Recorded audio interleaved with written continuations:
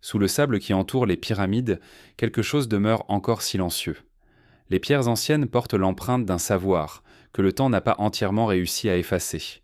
Chaque couloir, chaque chambre scellée semble retenir une question restée sans voix, comme si les bâtisseurs avaient voulu laisser derrière eux un murmure destiné à traverser les millénaires. L'Égypte ancienne n'est pas seulement un monument figé dans le passé, elle ressemble davantage à une énigme vivante dont les fondations respirent une science oubliée. Et lorsque l'on s'aventure sous la surface, on découvre que les tunnels, les chambres englouties, les anomalies géologiques et les traces d'ingénierie définent encore les explications simples. Il existe peut-être sous les pyramides un récit qui ne correspond pas tout à fait à celui que l'on croyait connaître, un récit capable de réorienter ce que nous appelons l'histoire humaine. Sous les premières lueurs du matin, lorsque la surface du plateau de Gizeh se teinte de rose et d'or, les pyramides ressemblent moins à des monuments qu'à d'immenses réservoirs de silence. Elles semblent se retenir quelque chose, une pensée enfouie, une mémoire trop vaste pour se laisser saisir d'un simple regard. Et pourtant, lorsque l'on approche des blocs colossaux, un trouble discret s'installe. Ces pierres, dressées avec une précision presque impossible à imaginer pour leur âge, ne livrent aucune trace de l'effort humain qui les a façonnées. Elles demeurent muettes, comme si elles avaient été témoins d'un acte dont elles refusent de témoigner. La première chose qui frappe, lorsque l'on s'intéresse aux secrets enfouis sous les pyramides, n'est pas ce que l'on découvre, mais ce qui manque. Il manque les outils, il manque les plans, il manque les traces d'essais, d'erreurs, de rudimentaires. On trouve des carrières, certes, mais elles racontent un récit incomplet, comme si elles n'étaient mais que l'ombre d'une méthode bien plus vaste, disparue depuis longtemps. Même la manière dont les anciens Égyptiens auraient transporté et ajusté ces blocs reste enveloppée d'un brouillard d'incertitude. Et lorsque l'on tente de suivre le fil logique des explications traditionnelles, quelque chose se dérobe. Le récit officiel parle d'une main-d'œuvre gigantesque, disciplinée, mobilisée pendant des décennies. Il évoque des rampes colossales et des ingénieurs ingénieux. Mais le plateau garde des silences têtus. Aucune rampe massive n'a été clairement retrouvée, aucune infrastructure proportionnelle à la taille du chantier ne semble correspondre à ce que l'on raconte. Les pierres, elles, ne disent rien. Elles se contentent de rester debout, défiant encore ceux qui les interrogent. Certains chercheurs ont tenté d'approcher autrement cette énigme. Ils ont observé les marques presque invisibles sur certains blocs, les alignements minutieux, la manière dont les joints se resserrent à peine qu'on puisse y glisser une lame. Ils se sont penchés sur les détails, sur ce qui n'est pas spectaculaire mais persiste malgré les millénaires, car c'est dans les détails que les pierres laissant apparaître un murmure, quelque chose qui n'est pas un témoignage direct mais plutôt la trace d'un geste ancien, presque ritualisé. Les tailleurs de pierre modernes, eux-mêmes, peinent à comprendre comment une telle constance a pu être obtenue.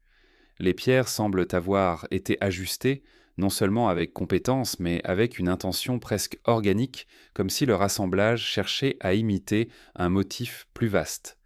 Certains se demandent si les bâtisseurs ne suivaient pas une logique que nous avons perdue, une manière de travailler la matière qui ne reposait ni sur la force brute, ni sur les outils que nous imaginons, mais sur une compréhension plus intime des matériaux, de leurs tensions, de leur comportement.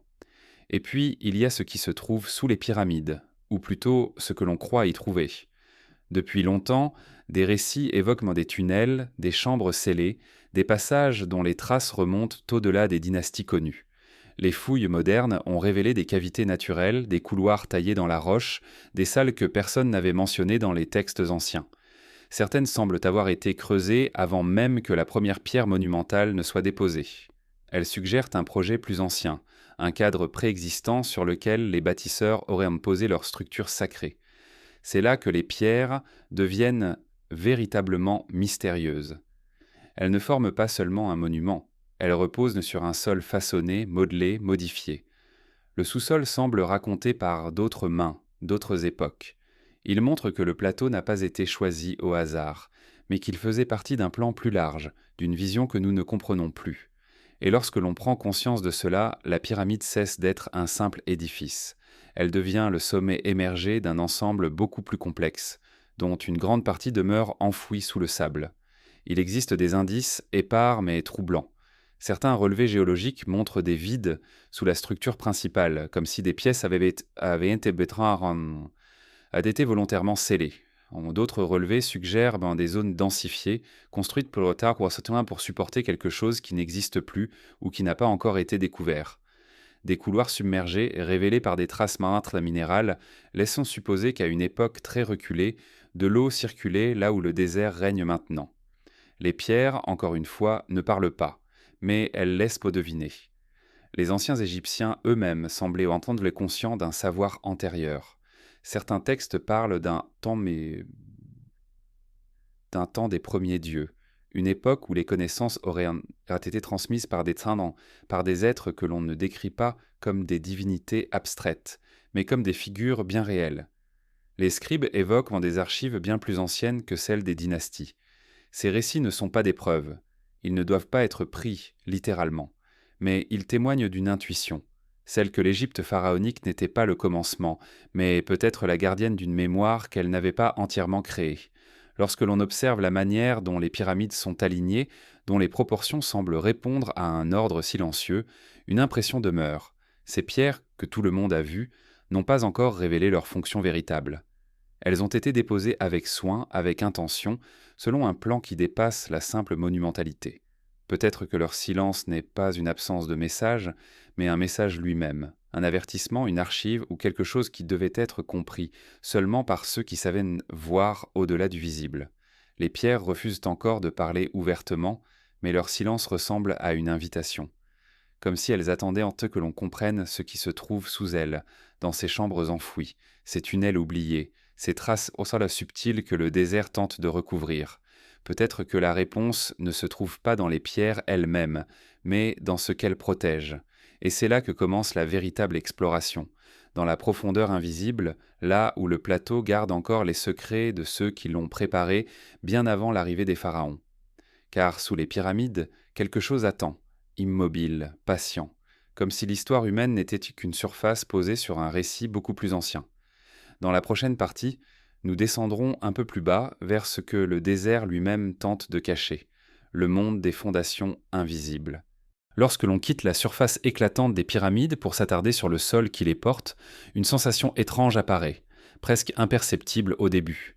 Le plateau de Gizeh semble immobile, mais sous cette immobilité affleure une tension silencieuse, comme si le désert portait en lui une architecture dissimulée. Pour comprendre les secrets des pyramides, il faut accepter que leur mystère ne commence pas avec les blocs colossaux qui s'élèvent envers le ciel, mais bien plus bas, dans la roche ancienne qui compose leur fondation. Les anciens Égyptiens considéraient le désert comme une frontière entre le monde visible et un territoire où les dieux et les ancêtres avaient laissé leurs traces. Cette vision symbolique n'est pas éloignée de ce que révèlent aujourd'hui les études géologiques. Le plateau n'est pas une surface uniforme. Il est strié de fractures, de cavités naturelles, de couches de sédiments transformés par des climats plus anciens. Et au milieu de ces structures naturelles, on devine des zones qui n'ont rien d'expliqué par la simple géologie. Les fondations qui portent les pyramides ne sont pas neutres. Elles montrent des traces de nivellement systématique, des surfaces taillées avec une précision qui, même usée par le temps, laisse percevoir l'intention. On découvre des plateformes retaillées, des parois polies, des plans inclinés creusés dans la roche même du plateau, comme si avant d'élever la moindre pierre, les bâtisseurs avaient disculpté le désert pour lui imposer un ordre silencieux.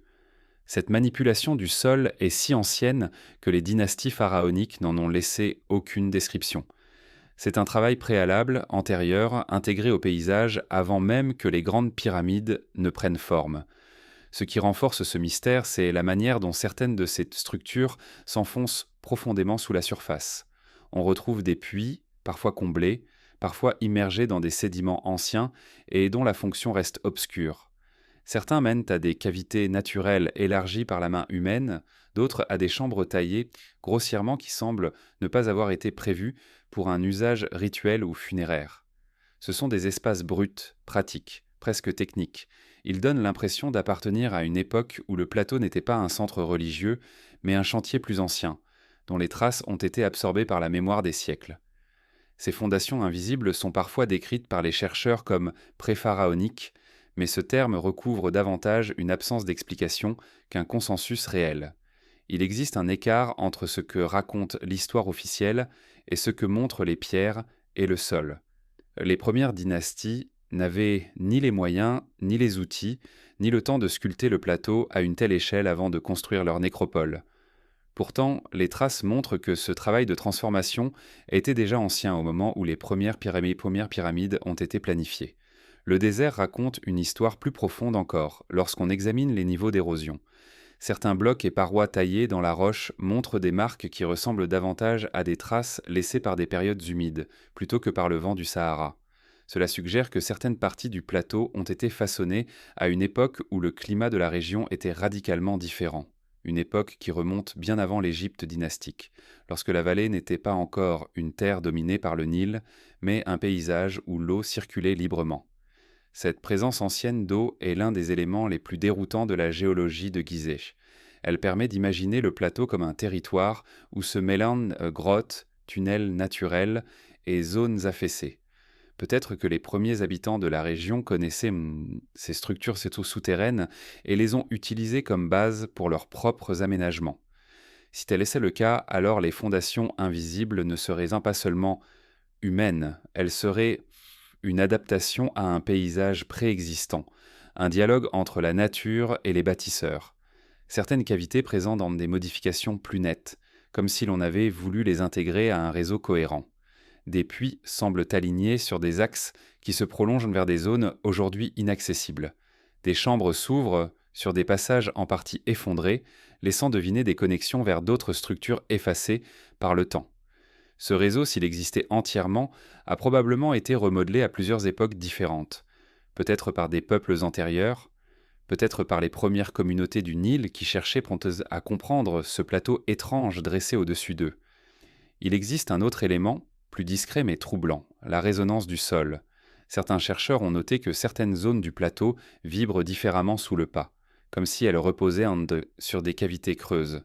D'autres zones, pourtant proches, sont insonores, massives, compactes. Ces différences ne sont pas aléatoires. Elles dessinent une sorte de carte invisible, une géométrie enfouie que seuls des relevés modernes commencent à révéler. Ce contraste entre zones creuses et zones pleines évoque l'idée d'un lieu conçu non seulement pour soutenir des structures de surface, mais pour interagir avec ce qui se trouve dessous. Lorsque l'on superpose ces données, fondations taillées, cavités, traces hydrologiques anciennes, nivellements gigantesques, une impression se forme, celle d'un plateau transformé bien avant l'arrivée des premiers pharaons. Un lieu préparé pour quelque chose d'immense, conçu avec une anticipation qui dépasse le cadre de simples travaux pratiques. Peut-être les pyramides ne furent-elles pas construites pour marquer un territoire, mais pour s'intégrer dans un paysage déjà chargé de sens. Un paysage que l'on utilisait non pas comme une toile vierge, mais comme un palimpseste. Et pourtant, malgré toutes ces traces physiques, le désert garde son secret. Aucun texte ancien n'évoque explicitement le façonnage profond du plateau. Aucun scribe ne mentionne ces niveaux de préparation. Aucun récit mythologique ne décrit des tunnels sous les pyramides, des aménagements dans la roche ou des travaux hydrauliques datant d'une époque révolue. Ce silence collectif est peut-être volontaire. Peut-être que ceux qui ont bâti sur ce plateau considéraient que l'essentiel se trouvait sous leurs pieds, mais qu'il n'appartenait pas aux archives humaines de l'expliquer. Les fondations invisibles du désert ne révèlent pas uniquement un mystère technique, elles questionnent la chronologie même de la région. Elles invitent à imaginer une Égypte plus ancienne que celle que l'on connaît, une Égypte dont il ne reste ni monument identifiable, ni dynastie, ni nom. Une Égypte réduite à des indices silencieux, gravés dans la pierre. Si les pyramides semblent être des sommets, alors leurs fondations sont comme des racines. Elles s'enfoncent dans une terre qui a vu d'autres mondes, d'autres climats, d'autres mains. Et c'est vers ces profondeurs que nous devons continuer à descendre, car le plateau ne révèle pas encore toute son histoire. Dans la prochaine partie, nous nous aventurerons dans ce qui a longtemps été tenu pour un mythe, les chambres enfouies que la lumière n'a jamais touchées. Lorsque l'on s'éloigne des chambres enfouies pour observer le sol qui les porte, une autre forme de récit apparaît. Ce n'est plus l'œuvre humaine qui parle, mais celle du temps, inscrite dans les couches de roches et les lignes d'érosion. Le plateau de Gizeh, souvent perçu comme un simple socle destiné à accueillir les pyramides, possède en réalité une histoire bien plus longue que les dynasties, un langage silencieux fait de strates, de fissures et de courants fossiles. C'est ce langage qui révèle les premières nuances du mystère. Avant les pharaons, avant même que l'idée d'une civilisation ne prenne forme dans la vallée, le plateau portait déjà les marques d'époques oubliées. Le plateau est constitué en grande partie de calcaire sédimentaire issu d'un océan ancien. Dans cette roche, on retrouve des fossiles marins, des traces de récifs, des veines d'argile qui racontent des millions d'années d'évolution. Mais au-delà de cette histoire géologique classique, il existe des anomalies, des irrégularités, des formes d'érosion qui semblent ne pas correspondre entièrement au climat connu de la région. Certains reliefs montrent des traces d'un ruissellement intense comme si des pluies puissantes avaient autrefois sculpté ces parois. Cela laisse imaginer un Sahara verdoyant, traversé de rivières, un monde incompatible avec l'image que l'on associe à l'Égypte pharaonique. De telles traces d'eau profonde soulèvent une question importante. Si certaines zones du plateau ont été fortement érodées par l'eau, cela signifie qu'elles sont antérieures au climat aride actuel. Elles appartiennent à un temps où la région ne ressemblait en rien au désert d'aujourd'hui. Ainsi, une partie du sol qui porte les pyramides pourrait dater non seulement d'une époque pré-pharaonique, mais d'un monde radicalement différent. Cela ne signifie pas que les pyramides elles-mêmes sont aussi anciennes, mais cela montre que leurs bâtisseurs ont choisi un lieu chargé d'une histoire géologique déjà complexe, peut-être pour une raison précise. En observant les fissures profondes qui entaillent la roche, on remarque qu'elles s'alignent parfois selon des directions étonnamment régulières. Certaines coïncident avec les axes des pyramides, d'autres suivent des orientations que l'on retrouve dans les chambres souterraines.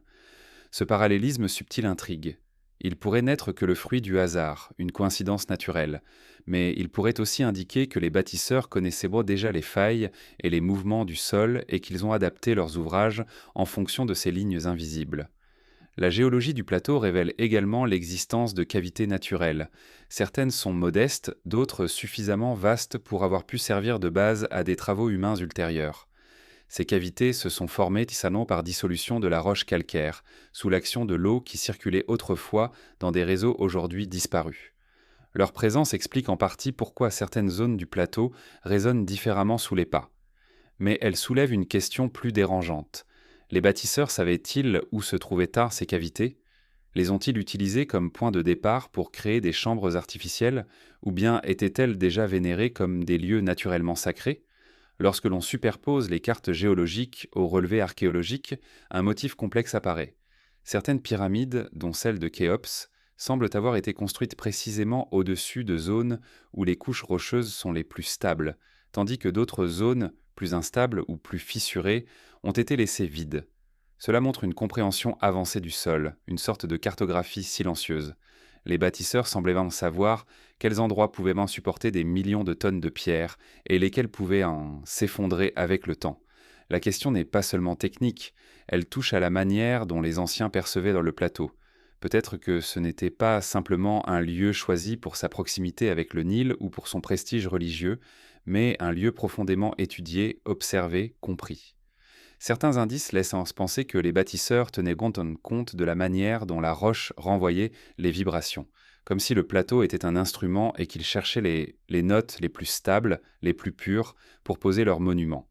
Dans certains secteurs, on observe des dépôts minéraux qui indiquent dans le nom des remontées d'eau souterraine. Cela laisse imaginer qu'à une époque reculée, des bassins naturels ou artificiels existaient sous le plateau. Les premiers explorateurs arabes mentionnaient d'ailleurs des sources cachées, des rumeurs qui pourraient en venir de ces traces anciennes. Peut-être que les premières communautés installées dans la région avaient déjà conscience de ces ressources et que cela a influencé l'emplacement des monuments. Un autre aspect fascinant réside dans la manière dont certaines couches rocheuses semblent avoir été sculptées, non pour des raisons architecturales, mais pour créer des effets acoustiques ou thermiques. Lorsque l'on se tient dans certaines cavités du plateau, la température y est étonnamment constante, même en plein été. Cela peut être attribué aux propriétés naturelles du calcaire, mais dans certaines zones, les murs ont été lissés ou retaillés sur une profondeur suffisante pour modifier cet équilibre thermique. Ce travail pourrait avoir servi à préserver des objets ou à stabiliser l'atmosphère de chambres profondes. La géologie du plateau, avec ses pierres silencieuses, raconte aussi une histoire de dissimulation. Certaines anomalies semblent avoir été recouvertes délibérément. Des couches de gravats, de sable compacté ou de fragments de roches ont été accumulés au-dessus de zones instables, comme si l'on cherchait à renforcer le sol ou à effacer une trace ancienne. Cette volonté de cacher, de couvrir, de stabiliser pourrait indiquer que les bâtisseurs se heurtaient à un paysage qui contenait déjà des structures, naturelles ou humaines, et qu'ils ont dû composer avec elles. Ce paysage cache encore bien des secrets.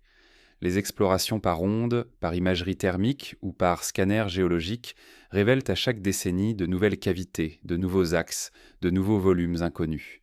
Certains sont trop profonds pour être atteints sans risquer l'intégrité du monument. D'autres semblent avoir été volontairement scellés. À chaque découverte, une sensation de vertige accompagne les chercheurs. Plus on explore, plus l'impression se renforce que le plateau n'est pas simplement un sol, mais une architecture naturelle et humaine imbriquée. Cette imbrication brouille la frontière entre ce que l'on doit attribuer à la nature et ce qui pourrait être l'œuvre d'une civilisation oubliée.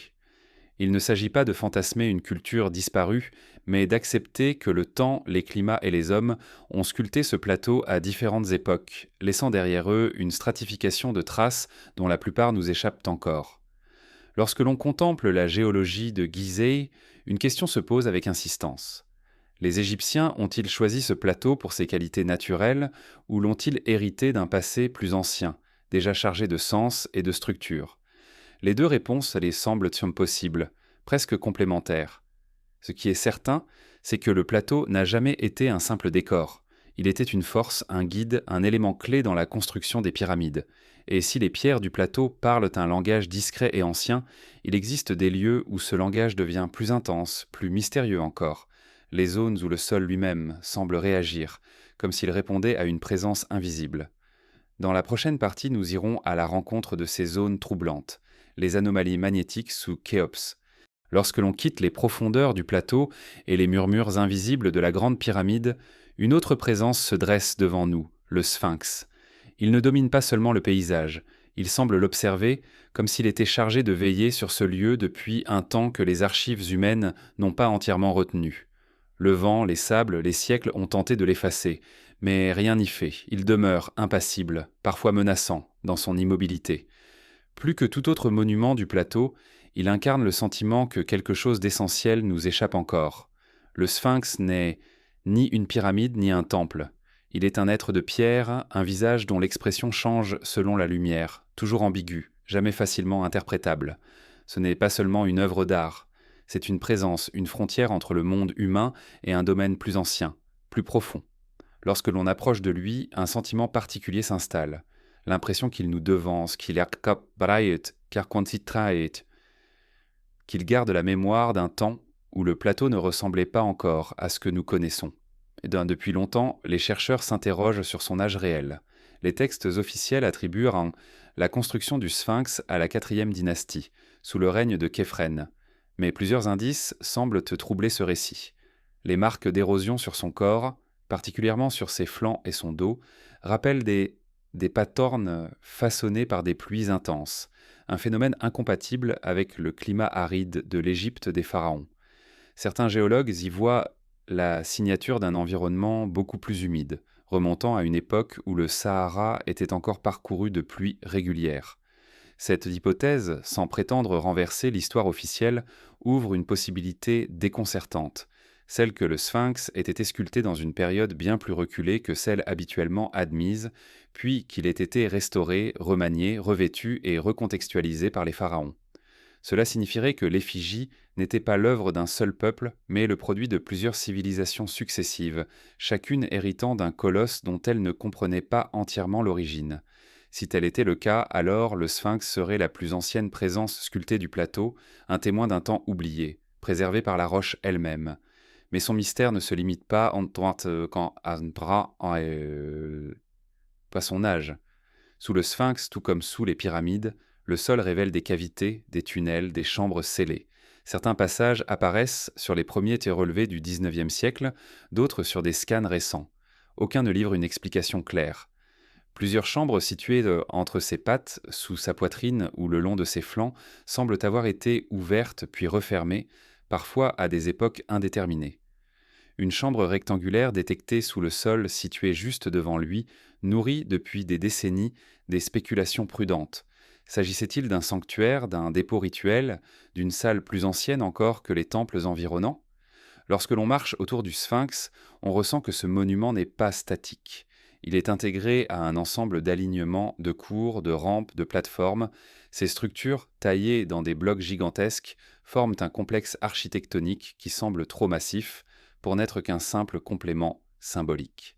Les temples du Sphinx, construits à proximité immédiate, sont composés de blocs tellement énormes que leur extraction et leur déplacement demeurent une énigme, même pour les standards de l'Égypte ancienne. Le Sphinx ne se contente pas d'être une sculpture. Il est le centre d'un système, une sorte de nœud autour duquel s'articulaient peut-être des fonctions aujourd'hui oubliées. Un autre point troublant réside dans sa position. Il regarde vers l'est, vers le point où le soleil se lève lors des équinoxes. Cette orientation n'est pas un hasard. Elle a une portée symbolique évidente. Renaissance, cycle, lumière. Mais certains y voient non plus qu'un symbole. À des époques reculées, plusieurs millénaires avant les pharaons, la constellation du lion se levait précisément dans cette direction. Le sphinx avec son corps de lion pourrait-il avoir été conçu en écho à cette époque ? Cela ne prouve rien, mais cette coïncidence alimente l'idée que son origine pourrait remonter à une période où le ciel lui-même semblait raconter une autre histoire. Son visage, quant à lui, a suscité de nombreuses interprétations. Il semble plus petit que ce que son corps monumental suggère, comme s'il avait été retaillé. Certains spécialistes ont observé des proportions qui diffèrent de celles habituellement utilisées par les sculpteurs de la quatrième dynastie.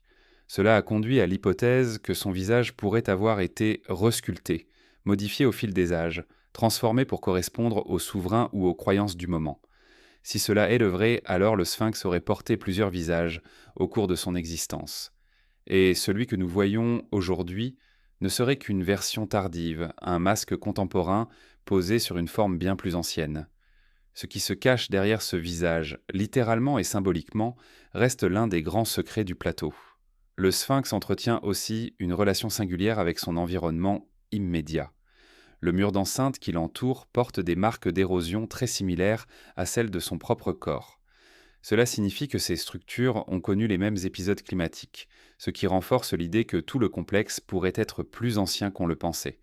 Ce mur, avec ses striures verticales évoquant des pluies prolongées, raconte une époque où Gizeh n'était pas un désert, mais une terre plus humide, parcourue d'averses régulières, un paysage bien différent de celui que nous connaissons. La question n'échant pas de redéfinir l'histoire de manière sensationnelle, mais de considérer que le plateau de Gizeh pourrait être le produit de plusieurs époques successives, imbriquées les unes dans les autres comme des couches de silence. Le sphinx serait alors une sorte de gardien, non seulement d'un temple ou d'une lignée royale, mais d'une continuité que les hommes ont oubliée. Lorsque l'on contemple le sphinx à la tombée du jour, une impression particulière domine. Les ombres qui glissent sur son visage semblent réveiller des lignes invisibles, comme si la pierre répondait à une lumière ancienne. Son regard semble traverser le temps, non pas pour observer, mais pour attendre. Attendre que l'on comprenne ce qui se cache sous lui, dans les chambres jamais ouvertes, dans les tunnels scellés, dans les traces effacées par le sable. Le sphinx n'est pas une énigme à résoudre. Il est une invitation à percevoir autrement le plateau, à envisager que les monuments visibles ne sont peut-être que la surface d'une histoire plus profonde, plus ancienne, encore inaccessible. Il incarne la mémoire antérieure au discours, celle que l'on ne peut saisir que par fragments. Et lorsque l'on quitte son regard immobile, une présence persiste, celle d'un savoir enfoui, d'une intention silencieuse. Les Égyptiens l'ont restauré, vénéré, intégré dans leurs récits, mais quelque chose du sphinx leur échappait peut-être déjà. Les peuples avant eux l'ont peut-être utilisé, puis abandonné, incapables d'en parcourir toute la signification. Ce qui est certain, c'est qu'il a survécu à tous ceux qui ont tenté de lui attribuer un sens définitif. Dans la prochaine partie, nous quitterons son ombre pour explorer ce qui semble impossible à nos yeux modernes, l'art perdu de la précision impossible. Pour comprendre l'Égypte ancienne, il ne suffit pas d'observer les monuments dans leur ensemble. Il faut s'approcher, presque jusqu'à effleurer la pierre du bout des doigts et laisser apparaître ce que l'œil distrait ne perçoit pas. Une précision d'exécution si extrême qu'elle semble déborder du cadre historique dans lequel on l'enferme. Les blocs gigantesques, les angles parfaitement conservés, les surfaces polies jusqu'à produire une ligne de lumière, tout cela raconte une maîtrise qui dépasse notre attente pour une civilisation si lointaine dans le temps. Lorsqu'on parle de la grandeur des pyramides, on pense souvent à leur masse, à la hauteur prodigieuse atteinte par les constructeurs. Mais leur véritable mystère réside dans des détails minuscules. La manière dont deux pierres se touchent, la régularité d'un joint, la symétrie presque déroutante d'une chambre. Rien n'y semble approximatif. Même là où l'on s'attendrait à voir des erreurs humaines, un plan légèrement décalé, un angle irrégulier, une surface bosselée, rien ne vient. Le monument ne trahit aucune hésitation, aucune maladresse. Ce niveau de précision intrigue parce qu'il ne se limite pas aux pyramides. Il apparaît dans les temples voisins, dans la statuaire, dans les tombes taillées dans la roche. Le plateau de Gizeh n'est pas un cas isolé. Il est l'expression la plus visible d'un savoir-faire qui semble exister dès les débuts de la civilisation égyptienne, comme si les bâtisseurs avaient commencé au sommet de leur art au lieu d'y arriver progressivement. Ce paradoxe, c'est l'une des premières énigmes. Dans la plupart des civilisations, on observe une progression. Des techniques primitives, ensuite maîtrisées, puis progressivement raffinées. Mais en Égypte, certaines des réalisations les plus sophistiquées apparaissent presque dès le début. Ce n'est pas une preuve de rupture historique, ni une anomalie inexplicable, mais cela soulève une question qui hante les archéologues. D'où venait ce savoir exceptionnel ? Les outils retrouvés ne permettent encore pas d'expliquer entièrement la finesse des surfaces ou l'exactitude des ajustements. Les marques d'outils, lorsqu'elles existent, sont rares et souvent difficiles à interpréter. Certaines surfaces, elles semblent avoir été polies ou découpées avec des méthodes qui n'ont laissé presque aucune trace. Cela ne signifie pas que les Égyptiens possédaient une technologie inconnue, mais que la perfection de leur travail masquait leur technique d'une manière presque frustrante pour le chercheur moderne. Il existe des exemples encore plus déroutants. Certains blocs présentent des angles si nets qu'ils résistent même à des mesures optiques modernes. Dans certaines chambres, les murs semblent s'en former des plans si réguliers qu'ils donnent l'impression d'avoir été conçus au laser. Une comparaison anachronique, bien sûr, mais qui exprime le choc que l'on ressent en observant ces surfaces. Même les ajustements entre blocs gigantesques montrent un niveau de conscience millimétrique. On a parfois l'impression que les pierres ont été moulées pour s'insérer les unes dans les autres et non simplement taillées et ajustées. Les sculptures monumentales, comme celle du temple du Sphinx ou du temple de la vallée, présentent des surfaces planes si précises qu'elles défient enfin l'idée d'un simple outil manuel. Et les statues colossales, taillées dans le granit, affichent des symétries si parfaites qu'aucune erreur perceptible ne semble avoir été tolérée. Ce qui fascine, ce n'est pas la possibilité d'une technologie inconnue, mais la certitude d'un savoir-faire dont les traces matérielles se sont perdues. Une autre énigme se trouve dans la répétition. Les Égyptiens n'ont pas accompli un exploit isolé, mais une série d'exploits. Et chaque structure témoigne d'une constance. Ce n'est pas un succès unique, miraculeux, mais un art maîtrisé sur plusieurs générations. Cela suggère l'existence d'écoles, d'ateliers, de maîtres anonymes, d'une tradition artisan, d'excellence dont il ne reste presque rien dans les archives écrites. Leur savoir se transmettait peut-être à travers la pratique, la mémoire, les gestes répétés, les observations patientes. Une connaissance vivante, fragile, qui aurait fini par s'éteindre sans laisser de traces documentées. Dans certaines zones, cette précision dépasse la simple maîtrise technique. On observe une forme d'intention esthétique dans la régularité, comme si la perfection géométrique elle-même était un langage sacré. Chaque pierre, si massive soit-elle, semble avoir été traitée comme un objet à la fois rituel et fonctionnel. Les bâtisseurs ne cherchaient pas seulement à construire, ils cherchaient à inscrire quelque chose dans la matière, quelque chose qui devait durer, défier le temps, dépasser l'usage immédiat. Certaines chambres, comme celle située à l'intérieur de la grande pyramide, montrent un autre aspect intrigant. Leur symétrie et leur orientation donnent l'impression qu'elles ont été conçues non seulement en fonction de la structure visible, mais aussi du cœur invisible du monument. Les surfaces réfléchissent la lumière de manière presque intentionnelle, comme si la pierre avait été choisie et travaillée pour répondre à la torche ou à la lumière du soleil entrant depuis un conduit. La précision des conduits eux-mêmes pose question. Leur orientation, leur régularité, leur inclinaison semblent être le produit d'un contrôle extrême, comme si les bâtisseurs cherchaient à atteindre un point exact, une direction précise. Leur fonction réelle reste inconnue, mais leur fabrication laisse deviner un soin presque obsessionnel. Rien dans ces ouvrages ne semble improvisé. Lorsque l'on contemple ces détails accumulés, une impression domine. Ce qui semble extraordinaire aujourd'hui était peut-être considéré comme normal par les anciens Égyptiens. Leur rapport à la pierre, au travail manuel, à l'art de bâtir, n'était pas celui d'un peuple simplement habile, mais d'une civilisation pour qui la précision était une forme de vérité, peut-être même une expression spirituelle. Cela amène à réfléchir sur l'idée que certaines formes de savoir-faire ne disparaissent pas parce qu'elles sont insuffisantes, mais parce qu'elles sont trop exigeantes pour survivre aux bouleversements culturels. Peut-être que les méthodes utilisées nécessitaient une discipline collective, une transmission orale, une valeur accordée à l'exactitude que les époques suivantes n'ont plus pu maintenir. Ce n'est pas un mystère irrationnel, c'est un rappel que les civilisations ne progressent pas toujours de manière linéaire. Elles gagnent et perdent, elles inventent et oublient. Ce qui se perd n'est pas toujours une technologie. Parfois, c'est une manière de regarder le monde. Lorsque l'on quitte les blocs parfaitement ajustés, les temples aux surfaces impeccables, une autre question se pose. Comment ces bâtisseurs concevaient-ils cet art de la précision? Était-il purement pratique ou portait-il un sens plus profond, relié à leur vision du cosmos, de la Terre, de la société? Pour répondre à cela, il faut aller plus loin, au-delà de la pierre taillée, vers quelque chose de plus vaste, de plus ancien, inscrit dans le paysage lui-même. Dans la prochaine partie, nous explorerons ce que ces traces dans la roche semblent murmurer, les traces d'eau qui racontent une autre Égypte. Lorsque l'on examine les monuments du plateau de Gizeh à la lumière des techniques modernes, un élément revient avec une insistance presque dérangeante, l'eau. Non pas l'eau du Nil, maîtrisée depuis longtemps par les anciens Égyptiens, mais une eau plus ancienne, plus puissante, capable de transformer la roche, de remodeler des parois entières, de laisser sur les monuments des cicatrices que le sable n'a jamais pu effacer. Ces traces, gravées dans la pierre depuis des millénaires, racontent une Égypte qui ne correspond pas à celle des pharaons, une Égypte façonnée par un climat oublié. Lorsque l'on observe le corps du sphinx, les murs de son enceinte, les parois des temples voisins, les stries verticales apparaissent comme des signatures répétées.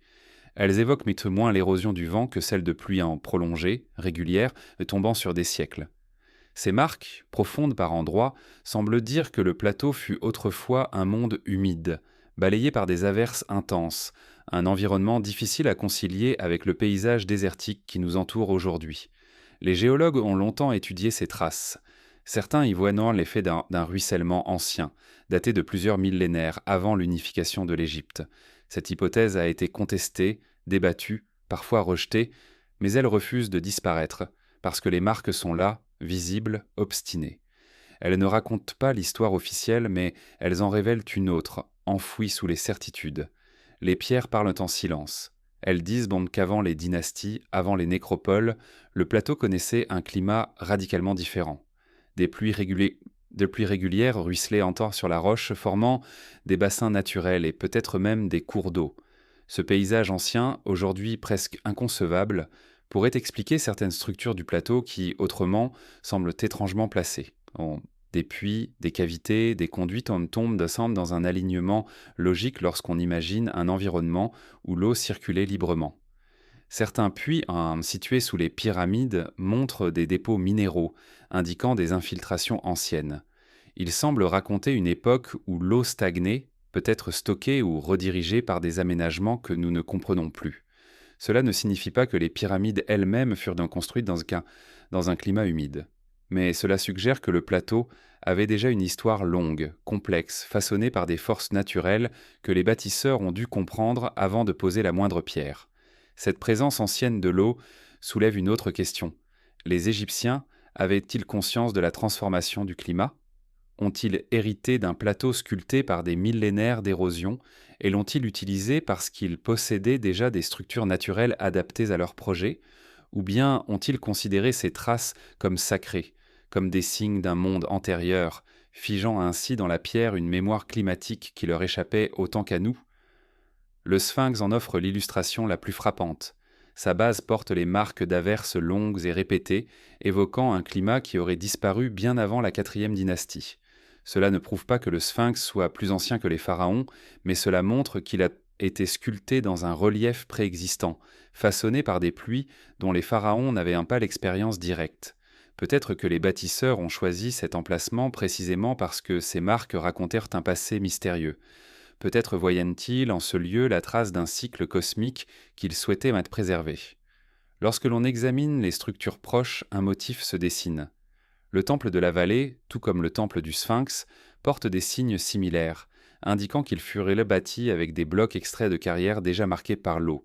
La pierre elle-même est une chronique du climat. Elle conserve en elle les empreintes d'une époque où le Sahara n'était pas encore un désert, mais une terre verte parcourue de faune et de végétation. Les hommes qui ont taillé ces blocs héritaient d'une matière façonnée par un monde disparu.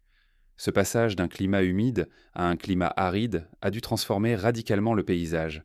Les bassins naturels ont dû disparaître, les conduits ont cessé de transporter l'eau, les cavités se sont asséchées, les réseaux souterrains se sont effondrés par endroits. Pourtant, les bâtisseurs n'ont pas ignoré ces structures. Ils les ont parfois renforcées, parfois réutilisées, parfois scellées. Ce dialogue entre la pierre façonnée par l'eau et la pierre façonnée par l'homme constitue l'un des aspects les plus mystérieux du plateau. Certaines zones sous la Grande Pyramide montrent des traces d'érosion circulaire, comme si des eaux stagnantes avaient lissé la roche sur une longue période. Cette observation alimente une hypothèse prudente. Avant d'être un monument, le plateau aurait pu servir de centre hydrologique, un lieu où l'eau était canalisée, observée ou utilisée. L'idée n'est pas de proposer une technologie perdue, mais d'imaginer que les hommes de cette époque, confrontés à un changement climatique profond, auraient adapté leur environnement de manière pragmatique. Peut-être que les premières structures souterraines du plateau étaient liées à l'eau. Peut-être qu'avant les pyramides, des installations hydrauliques, des bassins rituels ou des réserves saisonnières existaient là où les sables ont tout recouvert. Les anciens Égyptiens vénéraient l'eau comme un symbole de vie et de renaissance, un élément capable de traverser les cycles. Cette vision pourrait être enracinée dans un passé encore plus ancien, hérité d'une époque où l'eau dominait réellement leur terre. Les traces d'eau à Gizeh ne seraient alors pas seulement des cicatrices géologiques, mais des signes de continuité culturelle, des reflets silencieux d'un monde où les éléments sculptaient le paysage. La relation entre l'eau et la pierre apparaît également dans la manière dont les temples du plateau sont construits. Certains blocs présentent dans des zones où la pierre a été renforcée ou consolidée, peut-être pour protéger le monument contre la fracture, peut-être pour maintenir les fondations stables dans un sol qui avait autrefois été humide. Cela indique une connaissance profonde du comportement de la roche, une connaissance qui pourrait provenir d'observations accumulées pendant des siècles, à une époque où la région se transformait lentement. Les traces d'eau rendent aussi compte d'un aspect plus poétique. Le plateau porte en lui un souvenir que les bâtisseurs ont peut-être perçu et respecté. Le sphinx, érodé par des pluies vraiment disparues, semble regarder l'horizon comme s'il se souvenait encore du monde ancien. Les pyramides, construites sur un sol hydrologiquement complexe, paraissent s'élever pour dépasser un paysage en mutation. Elles sont à la fois ancrées dans une terre façonnée par l'eau et dressées vers un ciel que les bâtisseurs ont aligné avec une précision presque céleste. Cette interaction entre eau, pierre et architecture crée un récit étrange et magnifique, celui d'une Égypte qui se trouve à la frontière entre deux mondes, l'un humide et vivant, l'autre désertique et silencieux. Une Égypte qui hérite d'un paysage sculpté par des millénaires et qui, par ses monuments, tente de répondre à l'oubli. Ce récit nous ramène à une idée essentielle. Les traces d'eau ne sont pas seulement des indices climatiques. Elles sont une clé pour comprendre comment les anciens percevaient le plateau. Elles montrent une conscience profonde du paysage et de son histoire, une sensibilité à ce que la pierre avait vécu avant eux. Peut-être que c'est cette conscience, plus que toute technique, qui a guidé les bâtisseurs. Dans la prochaine partie, nous suivrons un autre type d'empreinte, non plus gravée dans la pierre, mais conservée dans la mémoire cartographique de l'humanité, les cartes anciennes et la mémoire d'un monde noyé. Lorsque l'on quitte les traces d'eau inscrites dans la pierre du plateau pour se tourner vers les archives humaines, un autre phénomène apparaît. Ce ne sont plus les roches, mais les cartes, ces fragments de mémoire dessinés par des mains lointaines qui murmurent avoir l'existence d'un monde différent, parfois englouti, parfois oublié. Les cartes anciennes ne sont pas des preuves au sens matériel, mais elles portent en elles des intuitions, des réminiscences, des fragments d'un savoir plus ancien que les bibliothèques qui en conservent les copies. Et certaines d'entre elles semblent suggérer qu'avant l'Égypte que nous connaissons, un autre paysage existait, peut-être même un autre monde humain dont les échos se sont transmis de manière fragmentaire. Ces cartes, souvent étudiées sous l'angle de l'histoire maritime ou de la géographie ancienne, renferment parfois des détails troublants. Certaines représentent des zones aujourd'hui immergées, comme si leurs auteurs avaient eu connaissance d'un rivage ancien. D'autres montrent des continents remodelés, des fleuves oubliés ou des montagnes inconnues. Leur précision n'est pas toujours scientifique, mais leur cohérence intrigue. Elles semblent se souvenir de paysages qui n'existaient encore déjà plus au moment où elles furent tracées. Ces anomalies les dessinent une image de la Terre avant les grandes montées des eaux, avant les désertifications, avant les changements climatiques qui ont redessiné le visage du monde. Cela ne signifie pas que les anciens cartographes possédaient une connaissance globale de la planète, mais cela suggère l'existence de traditions, d'héritages, de récits tant transmis de civilisation en civilisation jusqu'à se figer sur des parchemins. Une sorte de mémoire fossile comparable à celle laissée par l'eau sur les murs du Sphinx. Lorsque l'on examine ces cartes avec prudence, un détail revient. La représentation de régions encaissées aujourd'hui sous les sables, notamment dans la zone saharienne. On y découvre parfois des réseaux fluviaux, des lacs, des zones fertiles. Certaines concordent avec les données géologiques modernes, révélant un Sahara jadis verdoyant, traversé de cours d'eau qui se sont évaporés depuis des milliers d'années. Cela rejoint les traces d'eau de Gizeh. Il existait bel et bien autrefois une Afrique du Nord vivante, humide, où l'homme circulait peut-être différemment, où les paysages inspiraient une autre forme de vie. Cette idée ouvre une possibilité fascinante. Les Égyptiens, ou ceux qui les ont précédés sur les plateaux, auraient pu hériter d'un savoir issu de ces peuples qui vivaient encore dans un monde humide. Des récits auraient pu survivre, portés par des générations de conteurs, de prêtres ou de navigateurs, et auraient en fini par s'inscrire, imparfaits mais reconnaissables, dans les cartes qui nous sont parvenues. Parmi les cartes anciennes, qui intriguent le plus, certaines décrivent des régions du monde avec un niveau de détail inattendu pour leur époque. Elles montrent parfois des zones dépourvues de glace, comme si leurs auteurs avaient connaissance d'un continent tel qu'il était des milliers d'années plus tôt. Ces cartes peuvent être considérées comme des hypothèses visuelles, des reconstructions approximatives, des tentatives d'expliquer ce qui n'était plus accessible par observation directe. Mais la question demeure, d'où viennent ces informations ?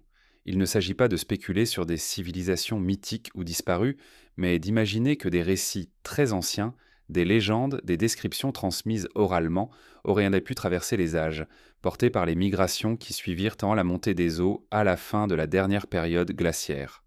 Cette montée des eaux, qui submergea des régions entières, transforma les côtes du monde en bouleversant la vie humaine de manière profonde. Des mémoires collectives auraient pu tenter d'en préserver le souvenir, parlant de terres perdues, de rivages engloutis, de zones habitées avant que les océans ne les recouvrent. Cette perte d'un monde entier pourrait expliquer pourquoi certaines cartes semblent faire écho à des paysages qui n'existaient plus. Les hommes de l'Antiquité avaient peut-être conscience d'histoires plus anciennes qu'eux, d'une époque où leurs ancêtres vivaient dans un environnement différent, où des régions aujourd'hui interdites par les eaux étaient autrefois fertiles et accessibles. Le Sahara lui-même fut un monde de savanes, de lacs, de fleuves. Peut-être que ces fleuves, ces lacs, ces bassins ont servi de source pour des récits transmis à travers les générations. Ce qui rend cette idée encore plus saisissante, c'est que certaines de ces zones fertiles anciennes se trouvaient non loin de l'actuel plateau de Gizeh. Il est sans possible que les premiers habitants de la région, avant les dynasties, aient eu accès à une mémoire géographique que nous ne pouvons plus reconstituer. Une connaissance issue d'un monde qui disparaissait, un monde où les hommes furent forcés de s'adapter, de migrer, de reconstruire leur civilisation sur des terres nouvelles. Si cela est vrai, alors les bâtisseurs des pyramides n'auraient pas seulement hérité d'un plateau sculpté par des millénaires d'eau, mais d'un ensemble de récits cartographiques, de légendes géographiques qui décrivaient un environnement radicalement différent. Peut-être que cette mémoire ancienne influença leurs choix architecturaux, leur compréhension du ciel et de la terre, leur perception du cycle du temps. Les cartes anciennes montrent aussi une autre dimension. Elles témoignent d'une volonté humaine de se souvenir. Même lorsque le monde changeait, lorsque les mers progressaient, lorsque les fleuves se retiraient, des hommes tentaient quand même de figer le paysage dans la mémoire. L'acte de dessiner une carte est un acte de résistance contre l'effacement du monde. Si les Égyptiens ont voulu, avec leurs monuments, défier le temps, peut-être qu'ils ont été influencés par cette peur ancienne de l'oubli, née à une époque où les terres s'effondraient sous les eaux. Lorsque l'on contemple les cartes anciennes en parallèle avec les traces géologiques salles du plateau, une idée prend forme. L'Égypte, telle que nous la connaissons, pourrait être une réponse à un monde disparu, une tentative de stabiliser le réel, de dresser des repères immuables, de construire sur la pierre ce que l'eau avait détruit ailleurs. Les pyramides, les temples, les alignements célestes pourraient être vus comme une manière d'inscrire la mémoire dans la matière, une manière de dire « ce monde ne sera pas effacé ». Les cartes anciennes, avec leurs imperfections et leurs énigmes, deviennent alors des témoins silencieux d'une humanité en mouvement, qui tente de se souvenir d'un paysage en mutation. Elles ne prouvent pas l'existence d'une civilisation perdue, mais elles rappellent que les récits humains sont plus vieux que les archives écrites. Elles offrent un écho d'un passé lointain, peut-être le même passé que celui murmuré par les pierres de Gizeh. Et lorsque l'on ferme ces cartes, une autre histoire commence à se dessiner.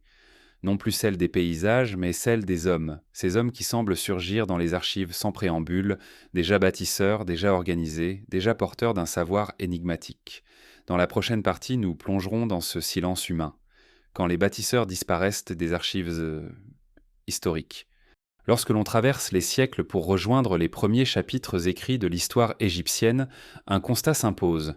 Les hommes capables d'ériger les plus grands monuments du monde semblent surgir soudainement, comme s'ils n'avaient d'alors pas réellement d'enfance culturelle.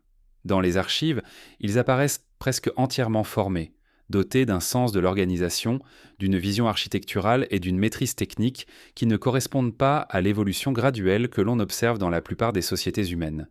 Ils surgissent, bâtissent, transforment l'horizon, puis disparaissent dans un silence tout aussi déconcertant. Cette discontinuité apparente est l'un des mystères les plus profonds de l'Égypte ancienne. Les premiers souverains, les premiers scribes, les premiers maîtres d'œuvre qui ont laissé leur marque dans la pierre semblent provenir d'un passé dont il ne reste que des fragments. Ils ne se présentent pas comme des fondateurs hésitants, mais comme les héritiers d'une tradition déjà accomplie. C'est comme si leurs prédécesseurs avaient vécu dans une zone d'ombre historique, une époque dont les traces se sont effacées ou ont été absorbées par les millénaires. Lorsque l'on observe l'évolution d'autres civilisations, on voit des transitions, des accumulations lentes, des essais, des erreurs. Mais en Égypte, l'apparition de la première grande architecture, des premiers systèmes administratifs, des premiers repères cosmiques semble trop rapide, presque soudainement organisé. Le passage des communautés préhistoriques aux premières dynasties donne l'impression d'un saut. Ce saut n'est pas magique, il est humain. Mais il provient sans doute d'une tradition antérieure que nous ne pouvons plus reconstituer. Les archives égyptiennes elles-mêmes ne nous aident pas à clarifier cette origine. Elles parlent des premiers rois comme de figures quasi mythiques, nées dans un temps où les dieux marchèrent encore parmi les hommes. Ces récits semblent symboliques, bien sûr, mais ils évoquent une idée troublante, celle que les Égyptiens reconnaissaient déjà dans leurs propres origines, une rupture, une transition entre un monde ancien et leur propre époque. Ils se percevaient comme les héritiers d'un savoir qui les dépassait. Cette idée n'est pas sans écho dans les découvertes archéologiques. Certaines structures, certaines techniques, certains motifs apparaissent dès les premières phases de l'Égypte sans indication claire de leur origine, comme si les bâtisseurs avaient appris ailleurs, puis avaient importé leur savoir dans la vallée du Nil, ou comme si ce savoir existait déjà dans une mémoire plus ancienne, transmise d'une manière qui nous échappe. Peut-être par tradition orale, peut-être par un enseignement réservé à un petit groupe, peut-être même gravé dans des monuments aujourd'hui disparus. Lorsque l'on observe les mastabas les plus anciens, on découvre des signes de maîtrise qui semblent précéder la sophistication attendue pour cette période. Les premières tombes monumentales, les premiers alignements architecturaux, la première utilisation de la pierre taillée à grande échelle semblent trop avancés pour constituer un simple début. Elle ressemble davantage à la continuation d'un art déjà développé, un art dont les traces initiales ont été détruites ou n'ont pas survécu. Il existe également un autre silence encore plus profond, celui des artisans. Les noms des pharaons ont survécu, ceux des grands prêtres également, mais les bâtisseurs eux-mêmes, les maîtres qui ont conçu les plans, qui ont dirigé les chantiers, qui ont sculpté les premières pierres, n'apparaissent presque jamais dans les textes. Leurs existences sont absorbées dans des titres génériques, des fonctions abstraites, comme si l'Égypte avait décidé de préserver le secret de son origine en effaçant les individus au profit du monument. Ce silence pourrait être volontaire. Peut-être que le savoir technique était considéré comme sacré, réservé à une caste dont les noms ne devaient pas être consignés. Peut-être que la transmission du savoir se faisait dans l'ombre, de maître à apprenti, dans des lieux qui n'ont pas été documentés. Peut-être que les bâtisseurs de l'Égypte ancienne avaient conscience de porter un héritage fragile et ont choisi de le protéger en le rendant anonyme. Mais il est aussi possible que ce silence soit le résultat d'un effacement pur et simple. Le temps, les guerres, les changements dynastiques ont pu détruire les archives qui racontaient l'origine de cet art.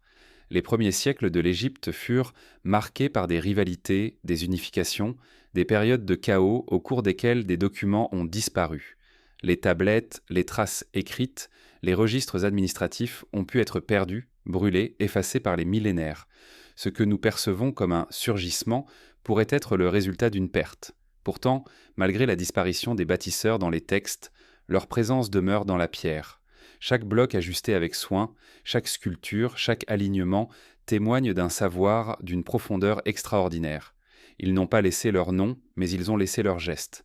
Et ces gestes, inscrits dans les monuments, témoignent d'une compréhension du monde qui dépasse la simple technique. Il existe aussi des indices plus subtils, presque imperceptibles, qui suggèrent dès qu'une tradition bien plus ancienne fut absorbée par l'Égypte. Certains symboles, certaines pratiques rituelles, certains motifs artistiques n'ont pas d'équivalent direct dans les cultures environnantes de la même époque. Ils semblent émerger d'une source plus lointaine, peut-être issue de peuples déjà installés dans la région avant la montée du Nil moderne. Ces peuples auraient laissé des traces discrètes, des fragments de culture qui furent ensuite intégrés dans l'univers pharaonique. Le passage de ces anciennes communautés à la société des dynasties pourrait s'être fait de manière graduelle, presque invisible pour les archives. Une transition lente où les savoirs se transmettaient sans structure formelle, mais par la répétition, par l'observation, par le rituel. Une transmission fragile, vulnérable à l'oubli, mais suffisamment tenace pour rester vivante dans la pierre. Les premiers bâtisseurs de l'Égypte historique pourraient alors être vus comme les derniers héritiers d'une tradition beaucoup plus ancienne. Non pas une civilisation perdue dans un sens spectaculaire, mais une communauté préhistorique qui maîtrisait déjà un art de bâtir adapté à son environnement. Un art simplifié, transformé, réinterprété par les pharaons pour servir un projet plus grand, plus symbolique, plus politique. Ce qui donne cette impression de surgissement soudain, donc c'est peut-être que les traces intermédiaires, monuments de transition, structures modestes, outils rudimentaires, ont disparu avec le temps. Le Nil, en changeant son cours, a recouvert des milliers d'années de sédiments. Le désert a englouti des villages, des ateliers, des lieux de culte. Ce que nous voyons ne représente qu'une petite partie du paysage humain de l'époque. Le vrai mystère n'est donc pas tant que les bâtisseurs apparaissent soudainement, mais que tant de leurs traces aient été effacées. Ce qui reste, ce sont les formes majeures, les monuments invincibles, les œuvres pensées pour résister au temps. Le reste, les marques du quotidien, a disparu. Et pourtant, même à travers ces discontinuités, une cohérence se dessine. Un fil invisible relie les premiers gestes aux plus grandes pyramides. Un fil qui témoigne d'une vision du monde, d'une sensibilité à la pierre, d'un rapport au cosmos. Une vision que nous ne comprenons que par fragments, mais qui semble encore vivante dans les monuments. Ce fil nous mène vers une autre question, plus vaste encore. Si ces bâtisseurs héritaient pas d'une mémoire ancienne, à quoi servait réellement cette maîtrise ? Que cherchait-il à accomplir en érigeant des monuments d'une telle ampleur ? Pour poursuivre cette exploration, il faut tourner notre regard vers un domaine où la logique se mêle à l'intuition, les hypothèses d'ingénierie oubliées. Lorsque l'on contemple les pyramides, les temples, les bassins, les tunnels et l'ensemble du plateau de Gizeh, un sentiment discret mais obstiné revient toujours, celui d'une logique qui nous échappe. Non pas une logique étrangère ou fantastique, mais une manière de penser, de bâtir, d'interpréter le monde, qui ne correspond plus à nos catégories modernes. Les monuments de l'Égypte ancienne semblent répondre à un savoir pratique, une science artisanale, une ingéniosité intuitive qui demeure invisible parce que ces outils, ces méthodes et ces maîtres ont disparu des archives. C'est dans ce vide qu'apparaissent les hypothèses d'ingénierie oubliées, non pas comme des solutions sensationnelles ou impossibles, mais comme des tentatives prudentes pour redonner aux anciens la profondeur de génie que leurs œuvres suggèrent. Il est important de dire, avant toute chose, que ces hypothèses ne prétendent pas remplacer l'archéologie. Elles s'inscrivent dans une autre démarche, celle qui consiste à regarder la pierre en acceptant qu'elle puisse contenir un savoir qui a traversé les millénaires sans laisser de manuel, sans laisser de plan. Un savoir pratique, silencieux, transmis par les mains plus que par les mots, c'est peut-être cette transmission qui explique pourquoi certaines techniques semblent avoir été si rapidement perdues. Lorsque les gestes cessent d'être répétés, lorsque les maîtres disparaissent sans que leur méthode ait été couchée sur des tablettes, le savoir s'efface. Ce n'est pas le signe d'un mystère surnaturel, c'est la fragilité naturelle des connaissances humaines. Parmi les hypothèses d'ingénierie oubliées, certaines concernent la manière dont les blocs ont été extraits, transportés et assemblés. Ce qui frappe le plus n'est pas seulement la masse des pierres, mais leur régularité. Les carrières de Mokattam et de Toura montrent des traces qui ne correspondent pas toujours aux outils retrouvés. Et certaines surfaces présentent une finesse telle qu'on peine à y voir l'empreinte d'un ciseau ordinaire.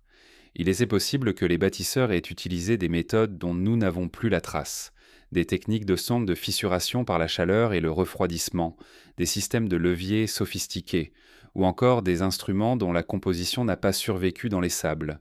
L'ingénierie oubliée est parfois évoquée avec méfiance, comme si imaginer qu'une civilisation ancienne puisse maîtriser une technique disparue revenait à exagérer ses capacités.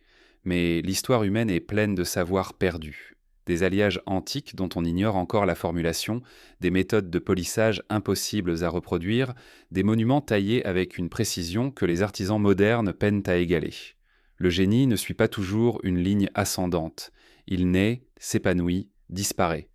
Il existe aussi l'hypothèse d'un usage ingénieux de l'eau, non pas dans un sens technique complexe, mais dans une compréhension profonde de la manière dont l'eau peut réduire le frottement, stabiliser un sol, faciliter le déplacement de matériaux lourds.